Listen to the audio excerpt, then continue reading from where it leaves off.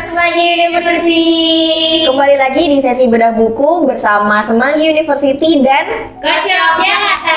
Oke, kalau ceria heboh itu pasti teman-teman udah tahu ya. Hari ini bedah bukunya sama siapa. Tapi tak kenal sama kata saya ya teman-teman. Hari ini saya sama siapa aja sih, bisa dong kenalin dirinya masing-masing. Oke, makasih banyak Kak Salsa. Kali ini di sini ada Aya dari Sales Jakarta. Iya dong Kak Anissa. Ada Adisa dari Sales Coach Jakarta.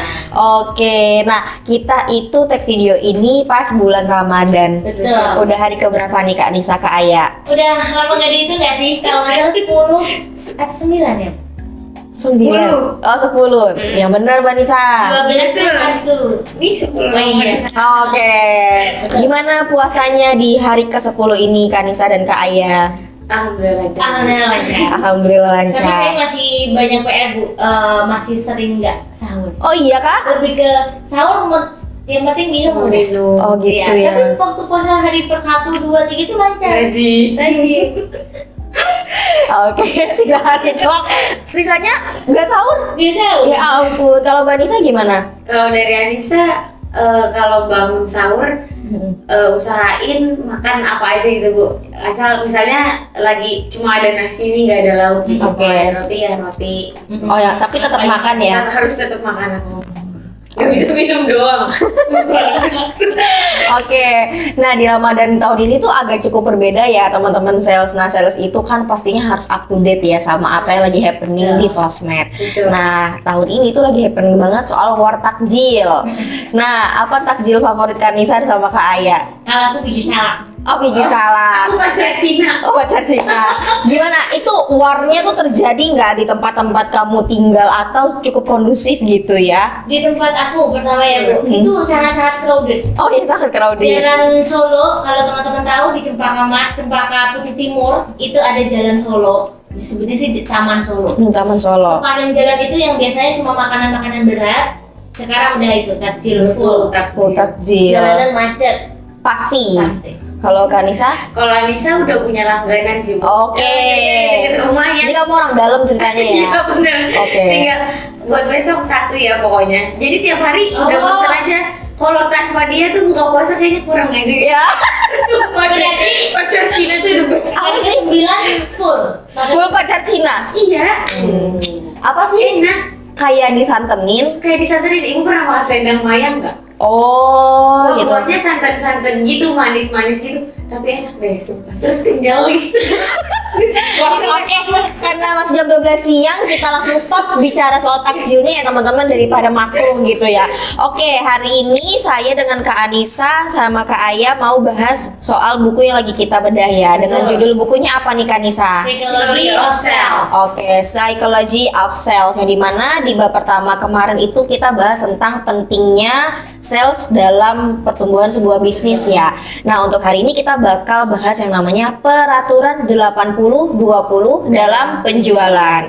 Oke, nah kita langsung mulai aja nih ya. Kira-kira poin apa sih yang Kak Nisa sama Kak Aya dapat dari subbab peraturan 80-20 dalam penjualan ini? Oke, mungkin yang pertama ini tuh sebenarnya dari pengertian atau yang disebut kita kan pasti banyak ya kayak untuk menghitung sesuatu di sini kebetulan pakainya itu Pareto. Pareto itu kita ibaratkan sebuah jam itu berarti sebuah lingkaran full yang jumlahnya 100%. Nah, Oke. dari situ itu dibagi. Kenapa tadi judulnya itu 80/20? Nah, itu irisan. Sebuah irisan terbagi 20% di antara 80% lainnya. Yang mana di situ dijelaskan sebenarnya sama aja ketika kita hidup di dunia, populasi orang di dunia itu full 100%. Nah, 20%-nya itu termasuk orang-orang yang kadang kita sebut orang di atas rata-rata. Oke, elit global gitu ya? Iya benar. 20% di sini dia akan mendapatkan 80% yang tidak didapatkan oleh yang lainnya. Justru 80% ini hanya dapatin 20%-nya aja. Nah, jadi memang tadi ya, kenapa orang di atas rata-rata dapatinnya lebih banyak ya tadi, ternyata dari penelitian aja juga udah menunjukkan. Oke. Usahanya lebih, dia kerjanya pasti lebih, jam kerjanya lebih, maka yang dihasilkan pun akan lebih. Oke, menjadi 20% teratas gitu ya. Oke, apakah di sini kita akan membahas dan juga mempelajari tentang bagaimana kita menjadi 20% teratas atau kiranya ada poin lain ke Anissa atau ke Aya? Paling poin lainnya ini sih Bu, di titik terakhir sebelum ganti judul ada disinggung di situ bahwa 4 atau 5 orang dari 100 orang menjual dan mendapatkan uang sebanyak total hasil penjualan seluruh wiraniaga. Jadi dia tuh dari keuntungan menjual sebagai dia wiraniaga itu benar-benar banyak banget gitu loh. Jadi memang subbab di sini membahas tentang ketika lo berjualan atau lo menjadi wiraniaga itu lo bakal mendapatkan yang lebih banyak dari orang-orang yang gak jual. Oke, jadi di sini memang kita diajak untuk memahami ya kan ada korelasinya sama sales ya, bahwasanya ternyata kan sales kan identik dengan berjualan. Berarti artinya kalau dikaitkan dengan hukum Pareto ini kita akan menjadi 20% yang di atas rata-rata dan mendapatkan 80% tadi ya. Oke. Nah, hukum Pareto ya, berarti kita belajar hukum Pareto 80-20. Sebenarnya ini sering banget diajarin dalam kehidupan selling gitu ya, yang dimana kalau di kehidupan nyata contohnya adalah bagaimana kita usaha 20% tapi dapatnya 80%. Nah, kira-kira Kak Anissa sama Kak Aya after baca materi ini udah kebayang belum aplikasi dalam kehidupan sehari-hari itu seperti apa? Entah dalam dunia selling atau kehidupan sehari-hari, belajar dan lain sebagainya. Silakan Kak Anissa. Kalau saya mengimplementasikan 80/20 ini pasti uang Bu, realisasinya. Oke. Dan saya membagi ini biasanya itu dalam penyimpanan kayak tabungan gitu. Oke. Tapi misalnya gini, dari 100% yang saya terima, misalnya saya pakai 20% buat saya jualan. Oke. Buat saya olah lagi gitu loh duit saya. Nanti hasilnya ternyata lebih banyak, lebih berkali-kali lipat daripada 80% yang nggak aku apa-apain. Oh, uang diem gitu ya. Uang diemnya justru lebih sedikit daripada 20% yang udah aku olah tadi. Oke. Gitu kan memang di rumah juga aku ada andil saham di jualan kakakku. Oke. Iya, dan memang kerasa banget sih Bu di situ ketika kita mengelola uang gitu loh, memutar uang yang udah kita bagi 80/20 tadi. Memang benar Bu, hasil yang kita dapetin sama hasil yang udah kita sama uang yang udah kita pisahin buat nggak kita apa-apain itu justru lebih banyak yang hasilnya. Oke. Itu sih. Kalau dari Kak Aya sendiri? Kalau dari saya lebih ke waktu Bu, tapi agak sedikit berbeda dengan pemahaman yang pengimplementasian yang Mbak Anissa bilang. Mbak Anissa kan disini 20% ya untuk dia bisa dapetin lebih banyak, kan dia berputar, bertambah. Nah kalau saya di waktu, ketika kita kita kan satu hari punya 24 jam. Nah 24 jam itu rata-rata orang bekerja 8 jam. Betul. Nah tapi saya lebihin ke angka 14 jam per hari. Otomatis jam tidur saya yang berkurang nih. Tapi ya mungkin hasilnya belum sebanyak orang 80%-nya, tapi paling tidak saya sudah berusaha untuk menjadi 20% orang. Wih, keren banget nih Kak Aya sama Kak Anissa ya. Oke, nah itu kan implementasi dalam kehidupan sehari-hari. Nah kita pengen coba nih implementasinya dalam kehidupan sellingnya teman-teman. Nah mungkin I'll go first dulu ya. Contoh sebenarnya dalam selling itu kan aspeknya banyak ya gitu. Nah mungkin salah satu contoh yang bisa kita kaitkan hukum Pareto ini ke kehidupan selling adalah soal komposisi konsumen. Tentunya kan 100% konsumen kita beda-beda ya. Konsumen kan klasifikasinya ada berdasarkan mungkin klasifikasi umur atau klasifikasi kelas bisnisnya apa atau bahkan jenisnya kayak existing sama new. Pasti teman-teman sales udah tahu ya. Nah, kita bakal ambil contoh gini. Kalau dari seluruh konsumen kita mana 20% pastinya kita bakal nemu komposisi konsumen yang dimana dia spending money lebih banyak atau misalkan nih kita punya omset 1M. 1M ini siapa aja yang beli gitu. Nah ini saya mau minta sudut pandangnya Anissa sama Aya ya. Lebih baik kamu punya 100 konsumen untuk 1M atau kamu cukup punya 10 konsumen yang nyumbang 700 juta, 300 jutanya dari konsumen end user dan beli baru. Dan pilihan kamu, sebutin alasannya kenapa? gitu ya. Saya lebih milih ini Bu, atau saya lebih milih yang ini gitu. Nah, bisa disebutin apa alasannya? Kalau dari Anissa yang kedua sih Bu. Yang mana? Yang apa tadi? 70%-nya udah loyal, terus 30%. Iya. Oke.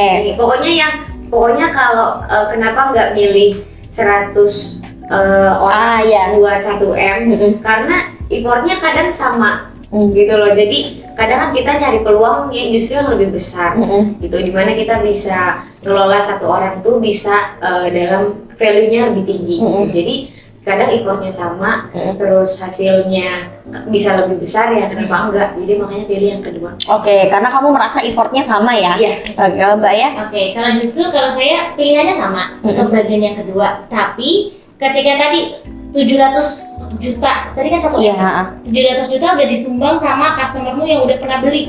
Otomatis yang pertama dia udah kenal kita, bondingnya udah dapet. Untuk kita mupuk-mupuk itu tuh udah enak. Pun kita kayak udah lihat, misal customer saya X, dia tuh pasti beli setiap bulan. Nah itu yang harus dipupuk karena dia pasti ngasih berapa persen untuk omset saya. Jadi udah nggak perlu banyak effort.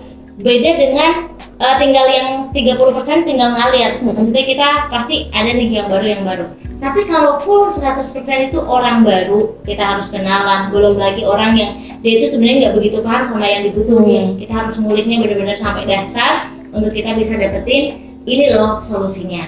Nah, tapi setelah solusi, iya mungkin beliau udah beli di kita dengan value yang banyak. Tapi kalau usahanya cuma di situ maksudnya akarnya itu belum kelihatan, kalau nanti bakal repeat lagi kan itu belum bisa belum meyakinkan kita, belum menjamin kita untuk next year bakal repeat lagi. Oke, jadi teman-teman saya sepakat sama tadi ya yang pilihan kedua. Oke, saya juga sepakat gitu teman-teman sama teman-teman sales, karena kenapa di sales itu kita tuh memang diajarin untuk yang namanya selalu punya tabungan cadangan di luar dari target kita. Misalkan kita tahu nih setahun kita targetnya berapa. Nah, kita tuh udah harus punya bayangan, konsumen saya selama ini A sampai B, C, D, E. 500 juta. Target saya segini, berarti saya tinggal nyari sisanya baru. Dan hukum Pareto ini banyak banget dilakukan dari selain sales, karena ini memang cara kerja cerdas. Kamu cukup mengeluarkan energi 20% untuk keluarin 80%. Nah, cuman tentunya ada tantangan masing-masing nggak sih dalam melakukan prinsip Pareto ini, apalagi buat teman-teman sales yang ini by the way teman-teman, si Anissa ini tuh existing full dan Kak Aya tuh new. Tapi tentunya Kak Aya kan sudah menghasilkan banyak existing. Ya enggak sih, karena dari new kan pasti ada existing, dan gak sedikit Mbak Aya itu pastinya punya konsumen yang repeat toh. Kalau Anissa sih udah nggak usah ditanyain lagi ya, pasti semuanya adalah konsumen repeat. Gimana sih tipsnya Kak Anissa sama Kak Aya untuk bisa tetap memastikan konsumen itu repeatnya sama Kak Aya sama Kak Anissa? Apalagi Kak Aya sama Kak Anissa tadi udah setuju nih, mau 20% mau pakai hukum 80-20 ini supaya aku less effort tapi get a big of penghasilan atau value gitu. Gimana tips dari Kak Anissa dan Kak Aya? Oke, boleh dari saya dulu Bu. Kalau saya lebih ke memahamin karena dari komunikasi tadi sering calling dan lain sebagainya. Nah, pahamin kalau beliau itu belinya itu mungkin nggak ada yang setiap bulan, tapi ada yang 2 bulan sekali dan lain sebagainya. Sampai saya dapat insight dari salah satu customer saya bilang, pokoknya ini aja Mbak, titenin aja, berarti tandain aja kalau waktu-waktu event berarti pasti kami ordernya banyak. Nah, itu kan berarti udah trust. Pun ada Bu yang kadang kita udah ngasih harga yang kemarin tuh sama, tiba-tiba kita ada penaikan nih.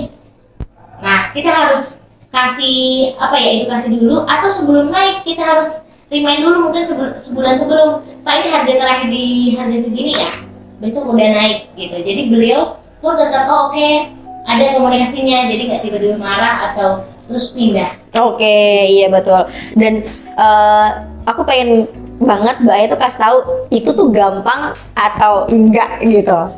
Kan kelihatannya tuh Kak Aya tuh menyampaikannya sangat lugas, sangat mudah ya. Padahal itu di balik proses itu Kak Aya harus update harga terus, Kak Aya harus basa-basi sama konsumennya terus, kan nggak mungkin ya tiba-tiba ngomongin harga mulu. Benar.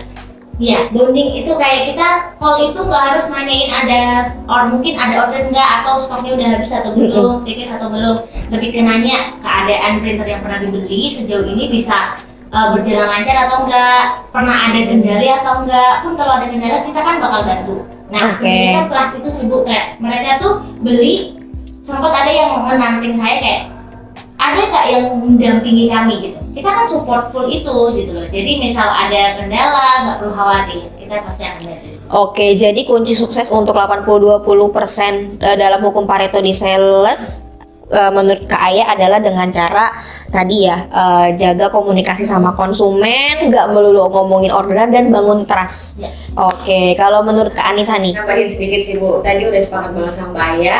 Tapi yang Anissa terapin gitu ya di dalam pekerjaan adalah gimana aku bisa merhatiin semua orang-orang yang maksudnya yang sering orang-orang yang ada gitu loh Bu, konsumen aku gitu loh.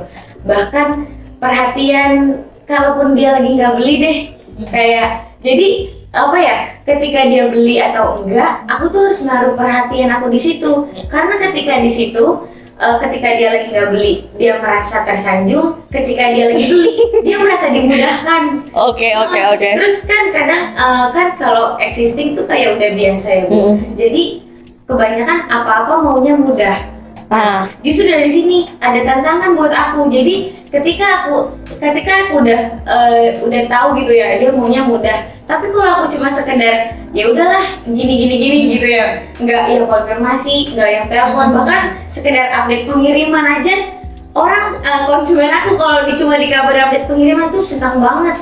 Jadi apa ya, ketika nggak belanja maunya diperhatiin, ketika dia belanja maunya dimudahkan gitu loh Bu.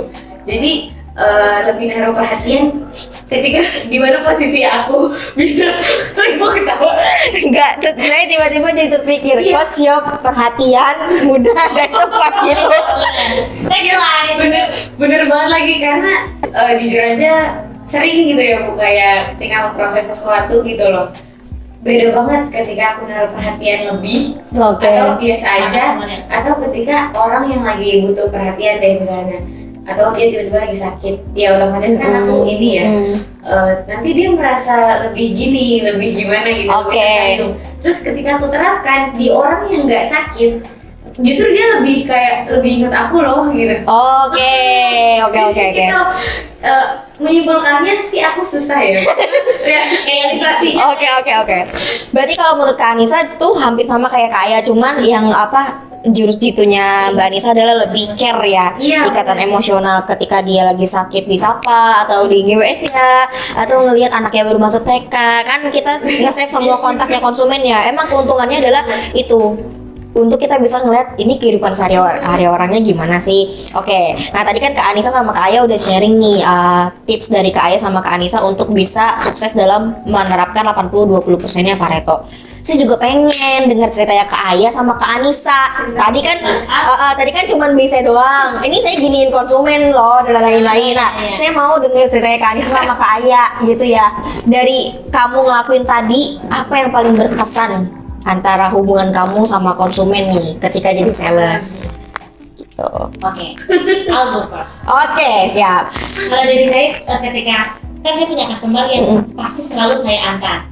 Oke. Ya, itu benar-benar beliau tuh udah saya gitu kayak anak sendiri. Jadi kayak bahkan ketika kan kita kenalnya sama ownernya.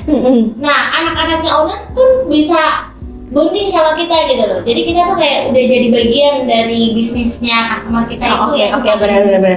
Melekat banget sih. Oh, itu usahanya apa tuh Kak Aya? Sate. Oke. Langsung datang aja ke Sate Padang konsumennya Kak Aya. Oh iya Kak, itu maksudnya gimana? Sayangnya tuh gimana? Oke, very good. Jadi kan kadang kita beli hari ini, kan orang pengennya cepat, tapi beliau pasti selalu cek dulu. Oh ini masih bisa untuk 2 atau 3 hari ke depan.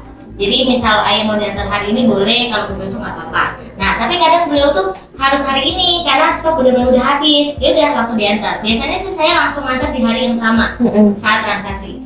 Satu momen saya mungkin kita ada pulangnya harus lebih malam, jadi saya nggak bawa barangnya. Saya izin buat saya konfirmasi untuk dibawa besok. Nggak apa-apa banget, berarti kayak nggak apa-apa, aman, cantik gitu. Terus kalau saya ngantar ke tempatnya, saya tuh bener-bener jarang ketemu sama beliau Bu. pokoknya soal transaksi, payment tuh soal beliau. Tapi ketika di lapangan langsung ke tim. Nah di tim itu kalau saya udah datang itu kayak bestie mereka gitu. Oh gitu, oke disambut banget gitu ya. Bahkan sampai Mbak Ia mau nyobain apa sekarang? Ya ampun, iya sih bener banget. Kadang kan konsumen nggak mau tahu ya maunya sekarang, atau kadang tuh agak kasar juga ya. Tapi karena Mbak Aya punya hubungan yang cukup spesial sama konsumen ini, jadi saling win to win ya, saling memudahkan. Oke, kalau Kak Anissa apa? Kalau Anissa justru dari penerapan yang tadi Bu, dari care aku, perhatian aku. Ketika aku bikin status juga, kayak dibalikin sama mereka. Jadi misalnya nih, aku update lagi ngantri, sampai ada yang komen ngantri di mana Mbak? Oke. Udah berapa menit Mbak? Ya Allah. Sampai di komen kayak gitu.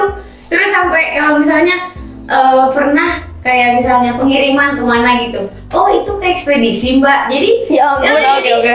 jadi maksudnya apa ya?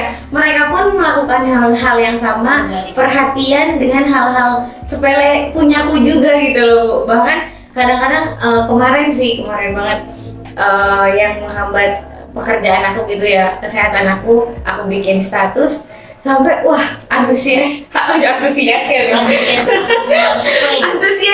reply buat ngucapin, nanya sakit apa, dirawat apa enggak, obatnya berapa tuh ada.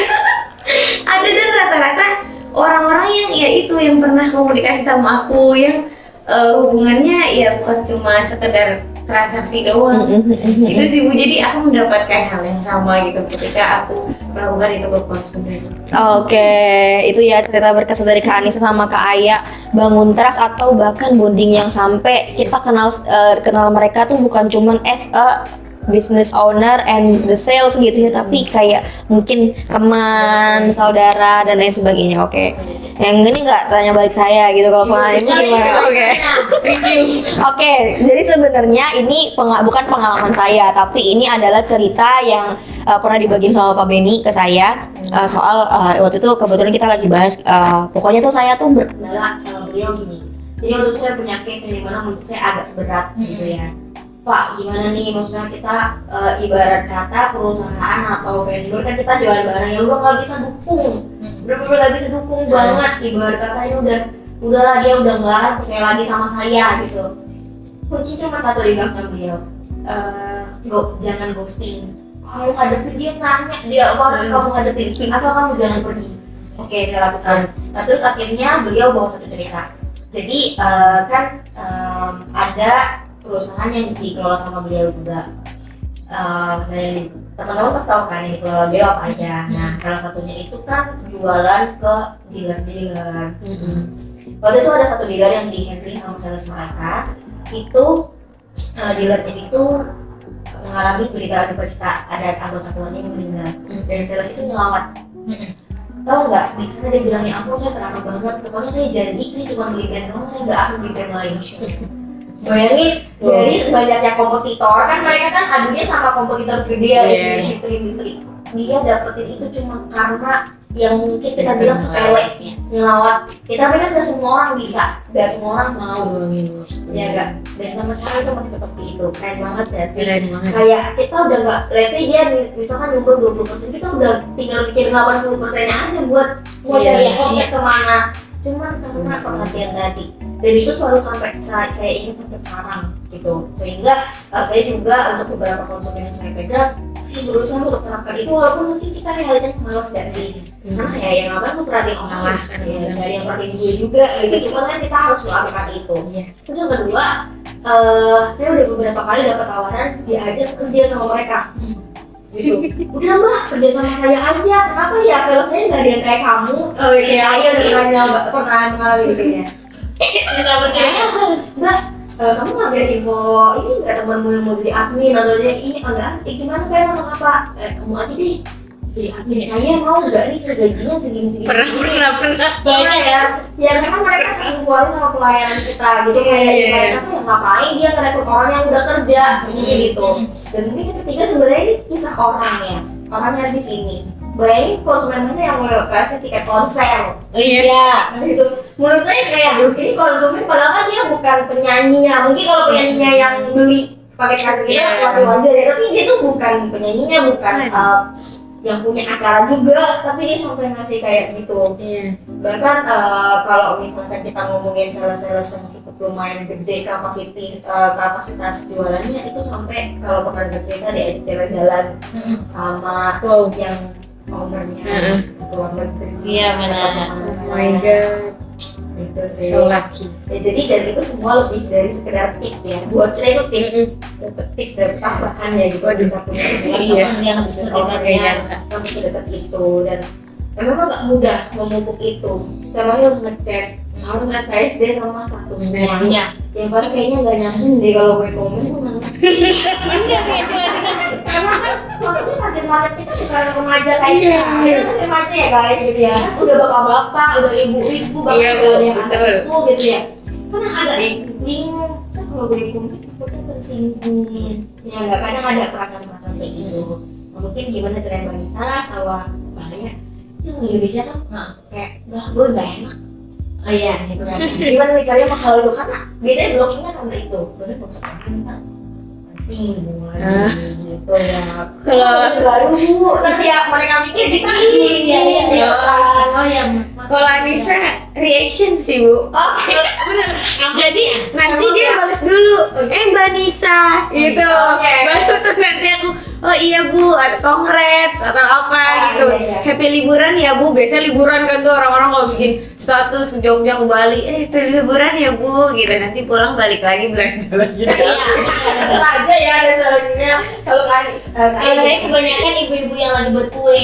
Iya. Dia punya bisnis kuenya. Lezat banget tuh kelihatannya kayak gitu. Nanti dibalas kayak, makasih mbak. Terus ada lagi yang beliau itu selalu di pantai, pasti selalunya di pantai. Oke, gimana berarti kamu nggak ada ya rasa nggak enak dulu? Oh iya. Oh, Kalau saya lihat bu, mana yang sekiranya bisa saya Oke, dipilah bilas sama yang enggak. Oh sama ini bu, ada satu ilmu sebenarnya dari ibu juga Oh sih. iya kak. Iya, yang dimana coba kamu tahu deh tanggal lahirnya dia. Sampai aku tahu dua konsumen aku nih, sampai sekarang aku inget tanggal lahirnya. Kan aku udah 2 tahun kayaknya ketemu dia ulang tahun gitu, 2 kali ulang tahun. Dia sampai bilang gini, Mbak aku ulang tahun ya. Kamu nggak kasih gift atau free? Oh gitu ya. Iya. Oh iya, happy birthday ibu. Kalau saya pernah waktu itu, misal hari kemarin beliau ulang tahun, ada posting foto kue dan lain sebagainya. Hari besoknya saya telepon karena beliau lagi ada prospek kartu. Selamat ulang tahun Pak, ya Pak ya kemarin. Oh Mbak ya kok tahu gitu. Padahal bikin status. Kalian itu dapat tanggalnya dari mana sih? Kan di akhirat gak input tanggal. Emang nggak ada sih bu. Oh, kalian Bisa sering. jadi. Nanya. Oh sorry. Enggak, aku Oh. dulu nanya. Oh, iya, bagus. Dulu aku bondingnya sampai segitunya sama Nyunyu, sama yang baru-baru. Jadi ya sampai sekarang aku masih inget banget karena mereka karena 2 konsumen ini perempuan yang sebenarnya udah punya anak, cuma ya ibu-ibu gaul lah. Oh iya. Iya. Jadi masih enak banget diajak ininya.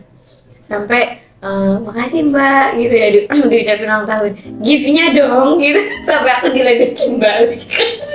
Oke, seru Lucu banget banget. ya pembahasannya dari Kak Ais sama Kak Anissa. Terima kasih banyak. Gak terasa lebih dari 15 menit, malah ini hampir 30 menit ya. Wow. Itu mah nggak apa-apa. Dari subbab yang cukup singkat tadi, emang banyak banget yang bisa kita brainstorm ya. Karena memang hukum Pareto itu hampir di semua lini itu dipakai, apalagi utamanya sampai 19. Nah mungkin Kak Anissa sama Kak Aya bisa dong closing statement nih as always gitu ya buat teman-teman di rumah yang pekerjaannya sebagai sales nih, sebagai teman-teman, apa sih tipsnya supaya kita bisa sukses dalam mengimplementasikan si Pareto ini. Oke, buat teman-teman sales, apalagi seorang yang kita sebut wiraniaga ya, yang mana teman-teman pasti jiwa bisnisnya itu udah meronta-ronta gitu. Nah, yang penting teman-teman tuh punya goals yang gede banget untuk dicapai, karena kita tuh harus ngejar. Kita punya target nih dari perusahaan, pun kita punya target hidup.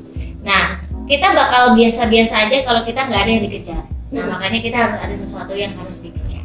Oke, punya goals yang besar ya. Kalau Kak Anissa?